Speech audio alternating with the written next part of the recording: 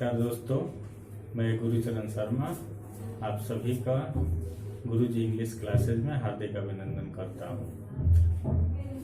जो कंटेंट मैंने ग्रामर के लिए बनाया है, कॉन्सेप्ट ऑफ ग्रामर के लिए, उसमें ग्रुप ए का अंतिम टॉपिक है, छठा टॉपिक है सेंटेंस। तो आइए देखते हैं सेंटेंस क्या है, सेंटेंस कितने प्रकार का होता है। तो सबसे पहले जानते हैं सेंटेंस।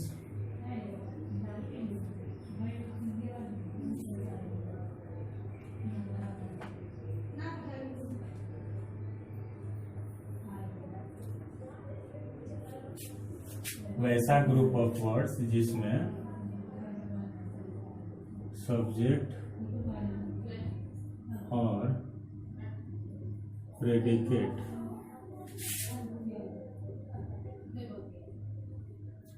दोनों हो तथा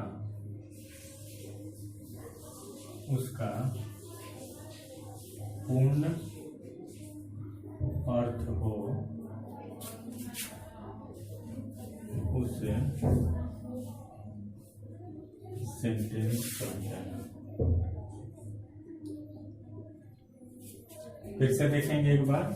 वैसा ग्रुप ऑफ वर्ड्स जिसमें सब्जेक्ट और प्रेडिकेट दोनों हो तथा उसका पूर्ण अर्थ हो, उसे सेंटेंस कहते हैं। यानी कि इसमें तीन चीज है। पहला ग्रुप ऑफ वर्ड्स होना चाहिए, दूसरा सब्जेक्ट और प्रेडिकेट दोनों होना चाहिए, और तीसरा इसका पूर्ण अर्थ होना चाहिए, तभी उसे सेंटेंस कहेंगे। जैसे देखिए, राम इट्स ए मैंगो। यहाँ एक भाग है राम और दूसरा भाग है इट्स ए मैंगो। इस पूरे वाक्य में राम के बारे में कहा गया है तो सब्जेक्ट है, और सब्जेक्ट के बारे में कहा गया इट्स ए मैंगो तो प्रेडिकेट है। तो इसमें 1 2 3 4 वर्ड्स का ग्रुप है, सब्जेक्ट और प्रेडिकेट दोनों है, और यहाँ से यहाँ तक जो ग्रुप ऑफ वर्ड्स है इसका एक पूर्ण अर्थ है, इसलिए इसे सेंटेंस करेंगे। तो ये आपने देखा कि सेंटेंस क्या है। अब आइए देखते हैं, जानते हैं कि सेंटेंस के कितने प्रकार होते हैं। तो सेंटेंस के 5 प्रकार होते हैं मीनिंग के आधार पर। वो 5 प्रकार क्या है देखिए। पहला है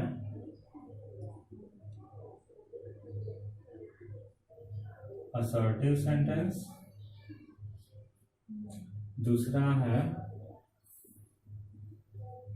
इंटरोगेटिव सेंटेंस, तीसरा है ऑप्टेटिव सेंटेंस, चौथा है तीसरा है इंपरेटिव सेंटेंस,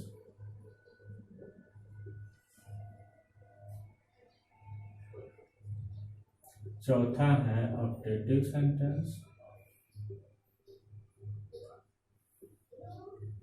और पांचवा है exclamatory sentence.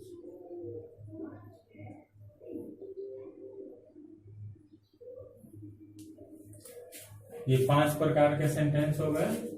Assertive sentence, interrogative sentence, imperative sentence, optative sentence और एक्सक्लेमेटरी सेंटेंस। तो पहला जानते हैं कि असर्टिव सेंटेंस क्या है। तो वैसा सेंटेंस जिससे किसी बात को स्वीकारने या नकारने का बोध हो, उसे असर्टिव सेंटेंस कहते हैं। तो इसके परिभाषा में ही आप देख रहे हैं कि एक पक्ष है स्वीकारना, दूसरा पक्ष है नकारना। इसका मतलब कि इसका कम से कम 2 भेद होगा। तो एक में स्वीकारने की बात होगी और दूसरे में नकारने की बात होगी। तो असर्टिव सेंटेंस के 2 प्रकार होते हैं, अफर्मेटिव सेंटेंस और दूसरा नेगेटिव सेंटेंस। यानी कि अफर्मेटिव सेंटेंस क्या है? तो वैसा सेंटेंस जिससे किसी बात को स्वीकारने का बोध हो उसे अफर्मेटिव सेंटेंस कहते हैं। जैसे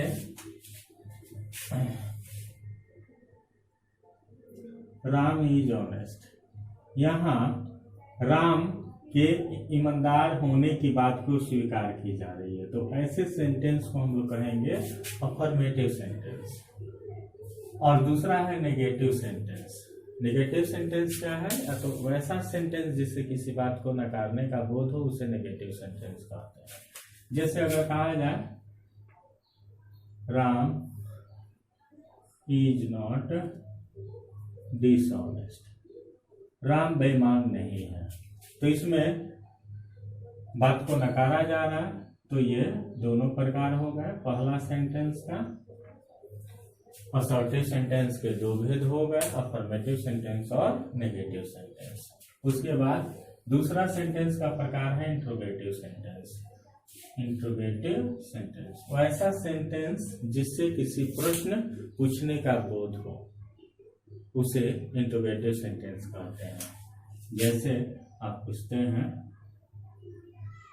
हाउ आर यू, तो यहाँ प्रश्न पूछने का बोध हो रहा है, इसलिए इसको इंट्रोगेटिव सेंटेंस कहते हैं। तीसरा सेंटेंस है इंपरेटिव सेंटेंस। वैसा सेंटेंस जिससे किसी आदेश वैसा सेंटेंस जिससे किसी आदेश, सलाह,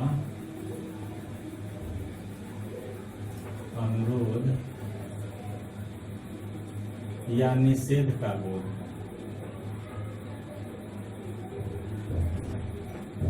क्या क्या हमने देखा? आदेश, सलाह, अनुरोध, निषेध, यानी कि वैसा सेंटेंस जिससे किसी आदेश, सलाह, अनुरोध और निषेध का बोध हो उसे इंपरेटिव सेंटेंस कहते हैं। जैसे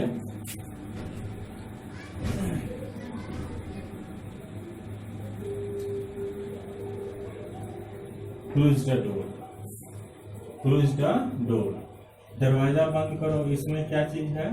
तो आदेश है। दूसरा सलाह, help the poor, help the poor में सलाह का बोध हो रहा है। अनुरोध में जैसे प्लीज हेल्प मी, ये अनुरोध का बोध हो रहा है। और निषेध में जैसे डू नॉट गो देयर, वहां मत जाओ, तो इसमें मना किया जा रहा है, तो ये निषेध है। तो ये सभी जो है इंपरेटिव सेंटेंस के प्रकार हैं, इंपरेटिव सेंटेंस के प्रकार हैं।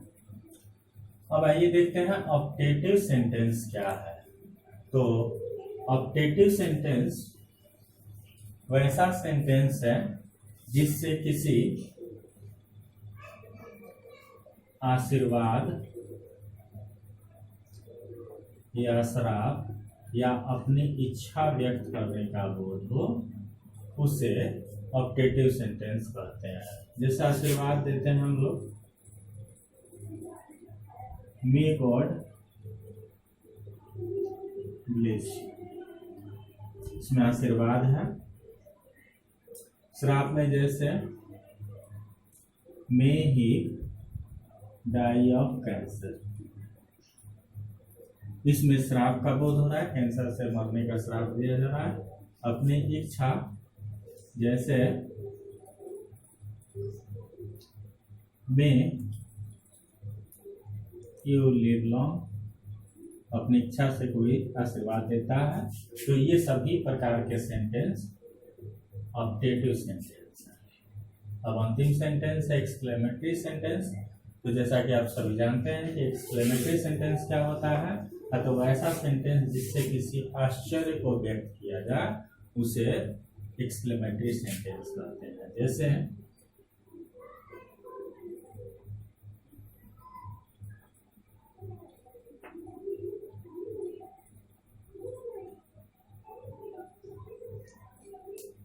What a beautiful rose it is, कितना सुंदर गुलाब है यह। तो यहाँ पर गुलाब की सुंदरता पर आश्चर्य व्यक्त की जा रही है, तो ऐसे सेंटेंस को हम लोग कहते हैं एक्सक्लेमेटरी सेंटेंस। इसका दूसरा तरीका ये भी होता है कि कोई इंटरजेक्शन से अगर शुरू हो रहा है सेंटेंस तो वो भी एक्सक्लेमेटरी सेंटेंस होता है। जैसे hurrah, we have on the match. यहाँ पर हुर्रा जो है इंटरजेक्शन है, और इंटरजेक्शन और प्लस असर्टिव सेंटेंस ये दोनों कंबाइंड होकर बन जाता है एक्सक्लेमेटरी सेंटेंस। तो यहाँ हमने देखा कि सेंटेंस के 5 प्रकार हैं, और 5 प्रकार में क्या क्या है देख लीजिए।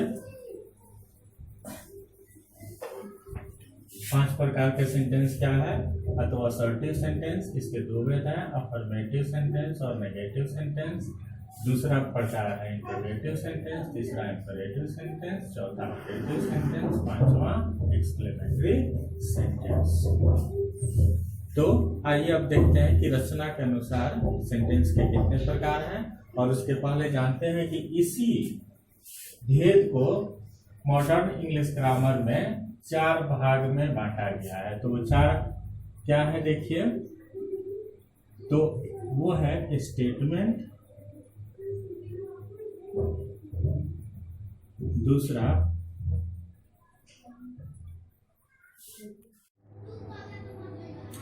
दूसरा है क्वेश्चन, तीसरा है कमांड्स,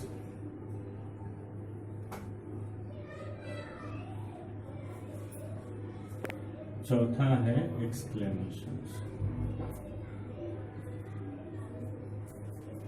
तो यहाँ आप देख रहे हैं स्टेटमेंट, ये जो असर्टिव सेंटेंस हम लोग पढ़े हैं ये स्टेटमेंट है। इंट्रोगेटिव सेंटेंस उसी का नामकरण यहाँ क्वेश्चन दिया गया है, और इंपरेटिव और ऑब्जेक्टिव को मिलाकर कमांड्स कर दिया गया, और एक्सक्लेमेटरी सेंटेंस को एक्सक्लेमेशन के नाम से दिया गया है। तो मिला जुला कर वही परिवर्तित रूप है मॉडर्न इंग्लिश ग्रामर में। और अब देखते हैं कि रचना के अनुसार सेंटेंस कितने प्रकार के होते हैं। तो रचना के अनुसार सेंटेंस 4 प्रकार के होते हैं। ये देखते हैं कि कौन कौन से सेंटेंस हैं। रचना के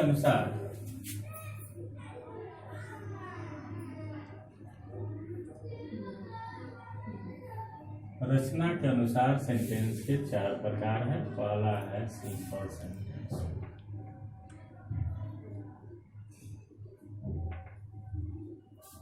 दूसरा है कॉम्प्लेक्स सेंटेंस, तीसरा है कंपाउंड सेंटेंस,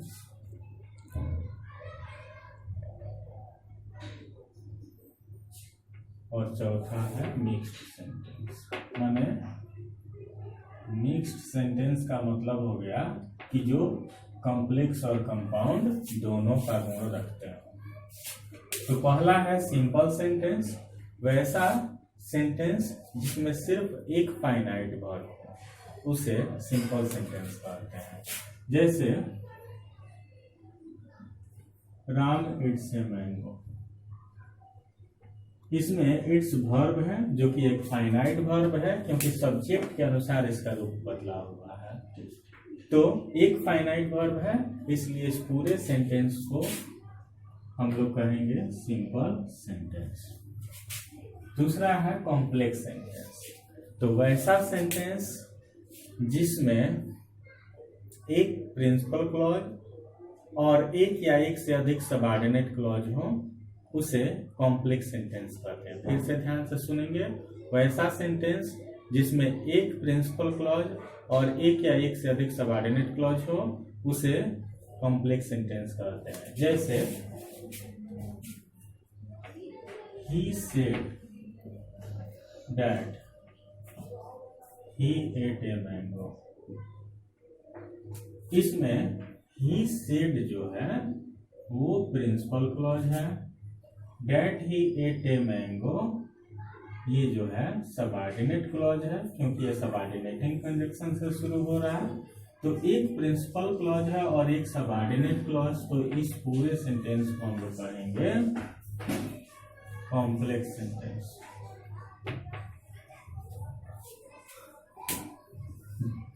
तीसरा प्रकार है कंपाउंड सेंटेंस। तो कंपाउंड सेंटेंस क्या है? वैसा सेंटेंस जिसमें दो या दो से अधिक प्रिंसिपल क्लॉज किसी कोऑर्डिनेटिंग कंजक्शन से जुड़े हों, उसे कंपाउंड सेंटेंस कहते हैं। इसका दूसरा परिभाषा ये भी है कि वैसा सेंटेंस जिसमें एक प्रिंसिपल क्लॉज और एक या एक से अधिक कोऑर्डिनेट क्लॉज हो, उसे कंपाउंड सेंटेंस कहते हैं। जैसे एग्जांपल इसका देखेंगे,